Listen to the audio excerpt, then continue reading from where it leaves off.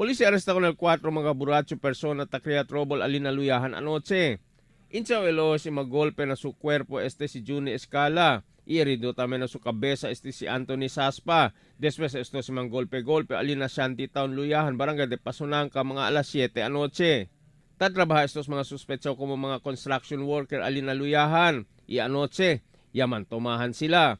Cuando tomaw ya, kere era gulpya si Juni Escala con el uban de Anthony Saspa. Pero pwede sila pasigwa. Yaman da bolbe con Escala.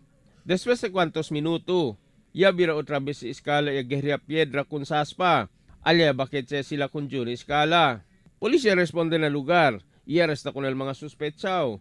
Na Police Station 7. Ya llama al polis con el ambulansya para pwede cura con el mga herida na di ila cuerpo inakara.